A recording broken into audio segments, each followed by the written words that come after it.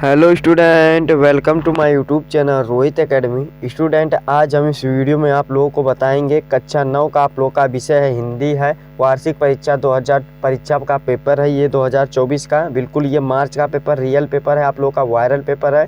आप लोग का पेपर का कोड है NM01 है। इसका हम संपूर्ण हल के साथ आप लोग को इस वीडियो में बताएंगे और समझाएंगे। आप लोगों के डिमांड पर ये पेपर का वीडियो हम लेकर के आए हैं। आप लोग को 70 में 70 नंबर कंप्लीट कराएंगे। आप लोग बहुत कमेंट कर दिए थे कि सर NM0 पेपर का कोड लाइए और इसका संपूर्ण हल के साथ बताइए, तो इस वीडियो में आप लोग को बताएंगे। आप लोग वीडियो के अंत तक बने रहिएगा।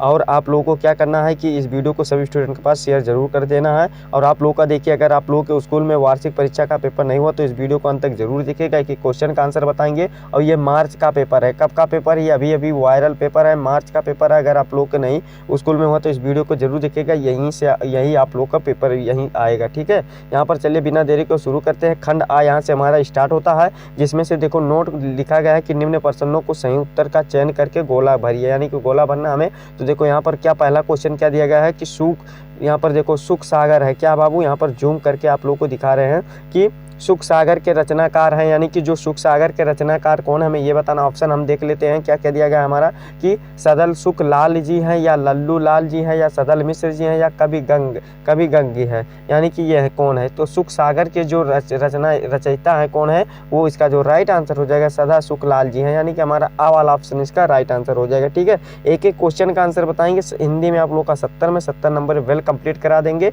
बस वीडियो के अंत तक बने रहिएगा धैर्य बना करके। दूसरा क्वेश्चन दिया गया कि कामायनी महाकाव्य के रचनाकार है। तो कामायनी महाकाव्य के रचनाकार कौन है हमें ये बताना। तो ये जयशंकर प्रसाद जी हैं, यानी कि दूसरा वाला हमारा ऑप्शन इसका राइट आंसर हो जाएगा। फिर अगला क्वेश्चन दिया गया पृथ्वीराज रसोर किसकी रचना है। तो पृथ्वीराज रसोर किसकी रचना में ये बताना। तो चंद्र बरदाई की है, यानी कि हमारा कौन सा ऑप्शन राइट हो जाएगा बाबू, आ वाला ऑप्शन इसका सही आंसर हो जाएगा। फिर अगला क्वेश्चन दिया गया है निम्न में से कौन सा रचना कबीरदास जी का नहीं है। कबीरदास जी का, यानी कि कौन सा रचना कबीरदास जी का है। तो देखो प्रेम सागर तो है नहीं, ये सब जो है प्रेम सागर सुख सागर ये सूरदास जी का है। और मंत्र जो है ये मुंशी प्रेमचंद जी का है। और जो बीजक संग्रह है ये आप लोगों का किसका है, कबीरदास जी का है। जिसमें आप लोगों को 3 भागों में बीजक संग्रह 3 प्रकार को भागा गया, इसमें बांट दिया गया है, जो कि होता है साखी शब्द रमेनी, ये 3 भागों में बांट दिया गया, समझिए ना बाबू। फिर अगला क्वेश्चन 5वां दिया गया हिंदुस्तान पत्रिका के संपादक है, यानी कि हिंदुस्तान पत्रिका के संपादक कौन है हमें ये बताना है। तो इसका जो राइट आंसर हो जाएगा पंडित प्रताप मिश्र जी हैं। ब्राह्मण और हिंदुस्तान पत्रिका जो थी इनकी बहुत ही प्रसिद्ध थी और बहुत ही ये आप लोगों के लिए इंपॉर्टेंट है, ठीक है। देखो फिर अगला क्वेश्चन 6 वाला पूछा गया पंचवटी के लेखक है, यानी कि जो पंचवटी है उनके लेखक कौन है। तो इसके लेखक जो है मैथिली शरण गुप्त जी हैं, यानी कि हमारा आ वाला ऑप्शन इसका राइट आंसर हो जाएगा। पंचवटी के लेखक कौन है बाबू, मैथिली शरण गुप्त जी हैं। और फिर अगला क्वेश्चन देखो 7वां क्वेश्चन पूछा गया कि जलमग्न में कौन सा समास है, यानी कि जलमग्न में कौन सा समास है हमें ये बताना है इसमें। तो इसका जो राइट आंसर हो जाएगा तत्पुरुष समास है। कौन सा, बा वाला हमारा ऑप्शन 7वें का सही आंसर हो जाएगा तत्पुरुष समास है, ठीक है। फिर अगला क्वेश्चन देखो क्या दिया गया पंचवटी में कौन सा समास है, देखो ये बताना है। तो यहाँ पर आप लोगों को एक ट्रिक बता दे रहे हैं बाबू, आप लोगों को देखिए ये एक ट्रिक समझ लो यहाँ पर, जिसमें आप लोगों का अंक यानी कि संख्या की गणना होगी। संख्या जिसमें आ जाएगा, जैसे देखो पंचवटी लिखा है, यानी कि यहाँ पर 5 की बात हो रही है ना, 5 की बात हो रही है इसमें ना। तो देखो इस प्रकार से अगर कोई भी आएगा तो द्विगु समास होगा। कौन सा द्विगु समास होगा, देखो जैसे त्रिशूल होता है, क्या होता है, त्रिशूल होता है, चौराहा होता है, यानी कि 4 राहों का समूह होता है। इस प्रकार से आप लोग का सभी यही रहेगा। तो आप लोग का जो ये इस प्रकार से आएगा कोई भी सेंटेंस तो द्विगु समास हो जाएगा। ये ट्रिक आप लोग कर लो। और हाँ, आप लोगों को बता रहे हैं अगर योजक चिन्ह आएगा तो द्वंद्व समास होगा। योजक चिन्ह किसमें आता है, रात आता है, दिन आता है, माता पिता में आता है, और फिर यही सब में आता है, रात दिन में आता है, और यही आप लोग का द्वंद्व समास हो जाएगा इस प्रकार से अगर योजक चिन्ह आता है, ठीक है। फिर अगला क्वेश्चन देखो कि 9वां क्वेश्चन दिया गया है तरुणी तनुजा तट तमाल तरुवर बहुछाय में अलंकार है। तो देखो यहाँ पर बाबू जाहिर सी बात है, इसकी एक वर्ड की आवृत्ति बार बार हो रही, तो ये कौन सा वो होगा, अनुप्रास अलंकार होगा। यहाँ पर देखो तार बार बार है और अर्थ इसका अलग अलग है, यानी कि कौन सा सही आंसर हो जाएगा, अनुप्रास अलंकार होगा। सा वाला हमारा ऑप्शन सही हो जाएगा। फिर अगला क्वेश्चन 10 वाला क्वेश्चन पूछा गया कि निम्न में से कौन सा सममात्रिक छंद है, यानी कि सममात्रिक छंद कौन सा होता है, चौपाई होता है। क्या होता है बाबू, चौपाई होता है, यानी कि बा वाला हमारा ऑप्शन इसका राइट आंसर हो जाएगा। फिर अगला क्वेश्चन देखो 11 वाला जो क्वेश्चन दिया गया है कि यथाशक्ति यहाँ पर देखो यथाशक्ति का, यहाँ पर यथाशक्ति का समास विग्रह होगा, यानी कि यथाशक्ति का समास विग्रह क्या होगा, तो शक्ति के अनुसार हो जाएगा। यानी कि इसका जो राइट आंसर हो जाएगा कौन सा, आ वाला हमारा ऑप्शन राइट हो जाएगा, शक्ति के अनुसार हो जाएगा। ठीक, फिर अगला क्वेश्चन 12 वाला देखिए क्या दिया गया, निम्नलिखित में से कौन सा भक्ति काल के कवि नहीं है। देखो भक्ति काल के कवि हमें बताना है कौन नहीं है, तो देखो कौन कौन है। रविदास तो हैं भक्ति काल के, सूरदास जी हैं भक्ति काल के, कबीरदास जी भी हैं, और जो हमारे जयशंकर प्रसाद जी हैं ये नहीं है, ये किसी युग के कवि हैं, तो ये छायावादी युग के कवि हैं। ठीक है, यानी कि हमारा कौन सा सही आंसर हो जाएगा, डबल ऑप्शन राइट हो जाएगा। फिर अगला क्वेश्चन दिया गया है, अस्त शब्द का तद्भव होता है, तो अस्त शब्द किसका तद्भव होता है, हड्डी का, यानी कि जो आप लोग का बोन होता है वो उसी का होता है, यानी कि बा वाला हमारा ऑप्शन राइट हो जाएगा इसका। फिर अगला क्वेश्चन देखो क्या दिया गया है कि आम का तत्सम होगा, तो आम का जो तत्सम होता है, यानी कि तत्सम का मतलब क्या होता है, तत्सम और तद्भव का मतलब होता है दूसरा नाम उसका क्या होता है, तो आम्र हो जाएगा, यानी कि हमारा सा वाला ऑप्शन इसका राइट हो जाएगा। फिर अगला क्वेश्चन देखिए क्या दिया गया, यहाँ पर पावक दिया जाएगा, क्या दिया जाएगा, पावक का पर्यायवाची होता है, तो पावक किसका पर्यायवाची है बाबू, आग का, यानी कि जो आप लोग का फायर होता है आग का पर्यायवाची होता है, हमारा डा वाला ऑप्शन इसका राइट आंसर हो जाएगा। फिर अगला क्वेश्चन देखो, इस क्वेश्चन में बहुत स्टूडेंट गलती कर देते हैं, अनिल का किसका पर्यायवाची तो होता है, तो बहुत लोग हवा पट्टी कर देते हैं, जो कि ये गलत माना जाता है बाबू, वाई का पर्यायवाची होता है, किसका पर्यायवाची होता है, सा वाला हमारा ऑप्शन राइट हो जाएगा, समझ गए ना बाबू। फिर अगला क्वेश्चन देखो क्या दिया गया है 17 वाला, कि निर्मल का विलोम शब्द होता है, तो निर्मल का जो विलोम शब्द होता है मलिन होता है, क्या होता है, मलिन होता है, यानी कि हमारा सा वाला ऑप्शन इसका राइट आंसर हो जाएगा। ठीक, फिर अगला क्वेश्चन देखो 18 वाला क्वेश्चन दिया गया, जितना भी क्वेश्चन बता रहे सभी आप लोगों को एग्जाम में आएगा और जा करके छाप दीजिएगा, आप लोगों के लिए वेरी वेरी इंपॉर्टेंट है, और इस वीडियो का अंत तक जरूर देखिएगा बाबू, एक एक क्वेश्चन का आंसर बताएंगे, कोई भी क्वेश्चन नहीं छोड़ेंगे, बस वीडियो को धैर्य बना करके बने रहिएगा। 18 वाला क्वेश्चन दिया गया प्रिय का विलोम शब्द, ये वाला तो देखो बताना है कि प्रिय का विलोम शब्द क्या होगा, इसका बताना है, तो इसका जो राइट आंसर हो जाएगा अप्रिय हो जाएगा, क्या हो जाएगा बाबू, अप्रिय हो जाएगा, यानी कि हमारा कौन सा, बा वाला ऑप्शन इसका राइट आंसर हो जाएगा। ठीक, फिर अगला क्वेश्चन देखो क्या दिया गया है कि 19 वाला कि क्री धातु लोट लकार प्रथम पुरुष बहुवचन होता है, तो इसका कौन सा राइट आंसर, कुर्वंत हो जाएगा, यानी कि हमारा कौन सा वाला ऑप्शन इसका राइट आंसर हो जाएगा, कुर्वंत हो जाएगा। ठीक, फिर अगला क्वेश्चन देख लेते हैं, अगला क्वेश्चन 20 वाला दिया गया, यानी कि 20 वाला दिया, भवम रूप में भू धातु रूप का है, यानी कि धातु रूप का क्या है हमें ये बताना है, तो इसका जो राइट आंसर हो जाएगा हमारा कौन सा राइट सही आंसर हो जाएगा बाबू, हमारा आ वाला ऑप्शन राइट हो जाएगा, लिट लकार मध्यम पुरुष एक वचन है, यानी कि आ वाला हमारा ऑप्शन राइट हो जाएगा। तो इस प्रकार से आप लोग का 20 में 20 नंबर तो MCQ वाला झंझटे ही खत्म कर दिए, और 20 नंबर आप लोग का कंप्लीट करा दिए। ठीक, और आगे भी आप लोग का 50 नंबर जो बचा है वर्णनात्मक प्रश्न का उसको भी कंप्लीट कराएंगे, बस वीडियो के अंत बने रहिएगा। और खंड बा यहाँ से हमारा स्टार्ट होता है, जिसमें से देखो क्या दिया गया है, जिसमें से आप लोग का 21 वाला क्वेश्चन दिया गया है, निम्नलिखित गद्यांश पर आधारित प्रश्नों के उत्तर दीजिए, जो कि 6 नंबर का क्वेश्चन दिया गया है। तो देखो का वाला क्या दिया गया है, इसको पढ़ लेते हैं थोड़ा। देखो मोटर कार चली गई बूढ़ा कई मिनट का, देखो बूढ़ा आ गया बाबू, तो समझ गए ना किस चैप्टर से लिया गया है, मंत्र वाले चैप्टर से लिया गया है। कौन सा चैप्टर से, मंत्र वाला, बूढ़ा भगत और डॉक्टर चड्ढा वाला, समझ गए ना बाबू। तो देखो इसको पढ़ने की आवश्यकता नहीं, अगर आप लोग को मन करेगा, अगर आप लोग की इच्छा है तो आप लोग इसको वैसे पढ़े होंगे, तो आप लोग इस वीडियो को रोक करके या स्क्रीनशॉट मार के पढ़ लीजिएगा, हम आंसर आप लोग को बता दे रहे हैं और दिमाग में बैठा दे रहे हैं। देखो क्वेश्चन क्या पूछा गया, इसको पहले सर्वप्रथम समझो कि भगत को किस बात का विश्वास नहीं रहा था, विश्वास नहीं रहा था, यानी कि हमें यह बताना इसका आंसर। तो देखो इसमें ये क्वेश्चन पूछा गया है, आप लोग को 6 नंबर है, दो दो नंबर का एक क्वेश्चन है। तो देखो इसका आंसर आराम से लिख दो, भगत को किस बात का पर विश्वास नहीं रहा था, ये बताना। तो इसका आंसर लिख लो कि इसका आंसर क्या है, देखो सुन लो, सिर्फ वैसे याद हो जाएगा, ये मन करेगा तो लिख भी लीजिएगा आराम आराम से। देखो भक्त को विश्वास नहीं हो रहा था कि संसार में ऐसे मनुष्य भी रहते हैं जो अपने आमोद प्रमोद के आगे किसी की जान की परवाह नहीं करते हैं। ठीक, ये हमारा बाबू 2 नंबर इतना लिख दीजिएगा, कंप्लीट हो जाएगा राइट आंसर लिख करके। फिर अगला क्वेश्चन दूसरा वाला दिया गया, भक्त के अनुसार सभ्य संसार कैसा है, यानी कि जो भक्त के अनुसार बताना है कि सभ्य संसार कैसा है, तो इसका आंसर भी लिख दीजिएगा कि भक्त के अनुसार सभ्य संसार बहुत निर्मम एवं कठोर है। ये वाला भी आप लोग का 2 नंबर वेल कंप्लीट हो गया बाबू। फिर अगला क्वेश्चन सा वाला दिया गया, पुराने जमाने के जीवों का व्यवहार कैसा था, यानी कि पुराने जमानों का जीवों का व्यवहार कैसा था, तो इसका आंसर भी लिख लो बाबू सुन करके। देखो क्या है कि पुराने जमाने के जीवों का व्यवहार लगी हुई आग को बुझाने, मुर्दे को कंधा देने, किसी के छप्पर को उठाने और किसी की कलह को शांत करने के लिए सदैव तैयार रहते थे।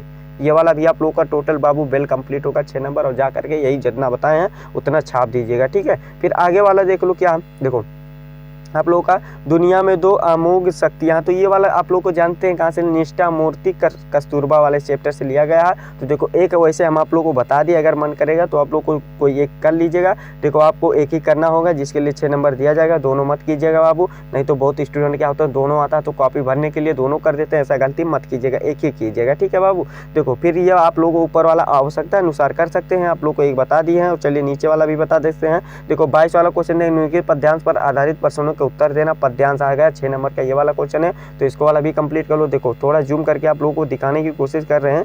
यहाँ पर देखो क्या दिया गया है, पायो जी मैंने राम रतन धन पायो, वस्त अनमोल, क्या दिया गया है यहाँ पर देखो क्लियर दिख नहीं रहा बाबू, कोई बात नहीं, आप लोगों को समझाने की कोशिश कर रहे हो। वस्त अमोलक दी मेरे सतगुर कृपा कर अपनायो, जन्म जन्म की पूंजी पाई जग में सभी खोवायो, और खरवे नहीं कोई चोर ना लेवे, दिन दिन बढ़त सवायो, और सत्य की नींव खवटिया सतगुरु भर सागर आयो, मीरा के प्रभु गिरधर नागर हरक हरक जग गायो। देखो बाबू ये आप लोगों का चैप्टर से देखो बता दे रहे हैं। देखो इसका आप लोगों का जो क्वेश्चन पूछा गया सभी का आंसर बता देना, 6 नंबर कंप्लीट। तो देखो पहला क्वेश्चन पूछा गया, मीरा ने किस संपदा को प्राप्त कर लिया, यानी कि किस संपत्ति को प्राप्त कर लिया। तो इसका आंसर लिख लो बाबू, तुरंत लिख लो इसका आंसर लिख लो कि मीरा ने राम नाम का एक अलौकिक धन प्राप्त कर लिया, जिसे उसके गुरु रविदास जी ने दिए हैं। ये वाला भी आप लोगों का 2 नंबर लिख करके वेल कंप्लीट हो गया, ठीक है बाबू। फिर अगला क्वेश्चन इसमें देखो क्या दिया गया है कि प्रस्तुत पाठ के कवि तथा कविता का नाम बताइए,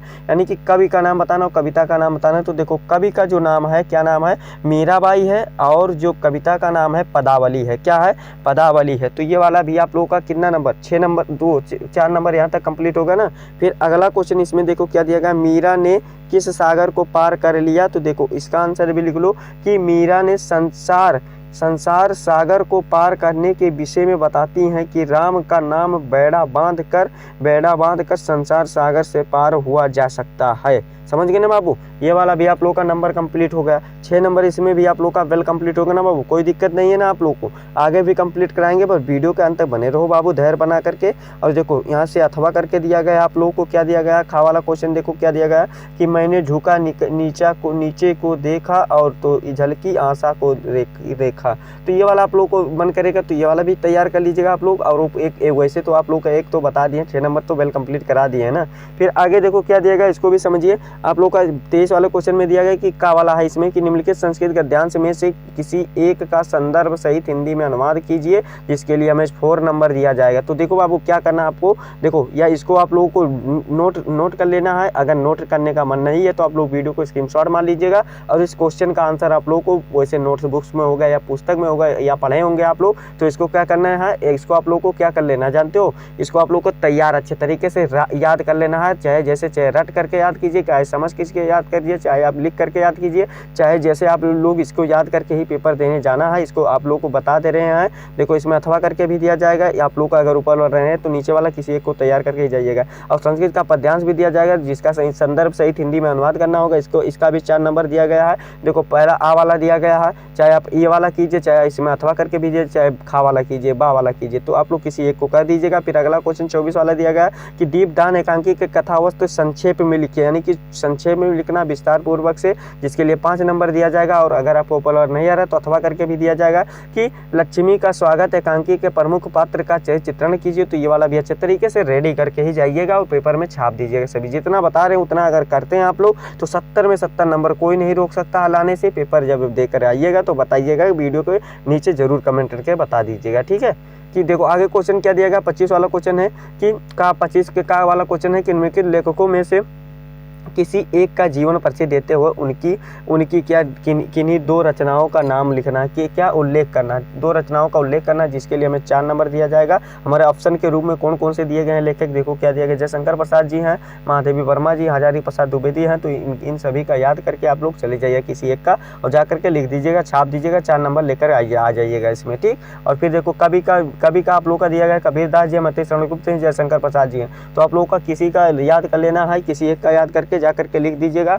उनका मतलब उनकी रचनाओं को 2 रचनाओं का उल्लेख कर देना है और क्या उनकी जीवन परिचय को बता देना। तो ये वाला भी आप लोग कंप्लीट हो जाएगा ना। फिर आगे देखो क्या दिया गया कि अपने पाठ व और आगे देखो क्या दिया गया, अपनी पाठ्य पुस्तक से तटस्थ किया गया एक श्लोक लिखिए जो इस प्रश्न पत्र में ना है, तो 2 नंबर का ये वाला भी रेडी कर लीजिएगा आप लोग। और फिर देखो क्या दिया गया, 27 वाला दिया गया, निम्नलिखित प्रश्नों में से किन्हीं 2 प्रश्नों का उत्तर संस्कृत में दीजिए, जिसके लिए 4 नंबर दिया गया। तो ये वाला भी अच्छे तरीके से आप लोग रेडी कर लीजिएगा।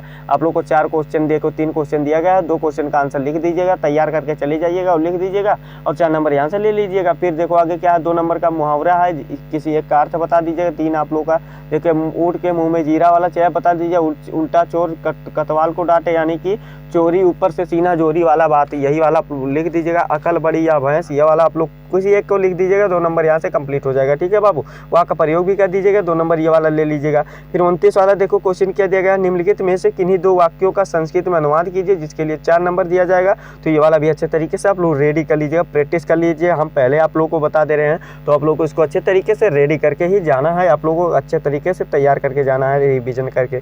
फिर अगला क्वेश्चन देखो क्या दिया गया, 30 वाला 30 वाला क्वेश्चन, अवकाश अस्वस्थ होने के यानी कि बीमार होने के कारण अवकाश के लिए प्रधानाचार्य को एक आवेदन पत्र लिखिए, जिसके लिए 5 नंबर दिया जाएगा। अथवा करके इसमें दिया जाएगा कि अपनी फीस माफी के लिए प्रधानाचार्य को आवेदन पत्र लिखिए, यानी कि फी कंसेशन वाला। तो आप लोग किसी एक को तैयार कर लीजिएगा और जा करके लिख दीजिएगा, 5 नंबर आप लोग लूट करके आ जाइएगा इसमें। ठीक, तो आप लोगों का देखिए ये पेपर था जो कि संपूर्ण तरीके से हमारे द्वारा बताया गया एंड समझाया गया आप लोगों को। और आप लोगों को देखिए 70 में 70 नंबर इसमें कंप्लीट कराया गया है। और आप लोगों को देखिए पूरे जितने हिंदी का पूरा पेपर था, ये बिल्कुल वायरल पेपर था, आप लोगों को संपूर्ण तरीके से बता दिया, समझा दिए। और आप लोगों को हमारा ये वीडियो कैसा लगा कमेंट करके जरूर बताइएगा। अगर आप हमारे चैनल पर नए हैं तो चैनल को सब्सक्राइब कर लीजिएगा बाबू, और बेल आइकन को भी दबा दीजिएगा। और इस वीडियो को क्लास 9 के यानी कि कक्षा 9 के जितने भी स्टूडेंट हैं उनके पास अधिक से अधिक जरूर शेयर करके पहुंचा दीजिएगा। ठीक है, चलिए आप लोगों से मिलते हैं नेक्स्ट वीडियो में नेक्स्ट टॉपिक के साथ। तब तक के लिए जय हिंद, जय भारत, वंदे मातरम।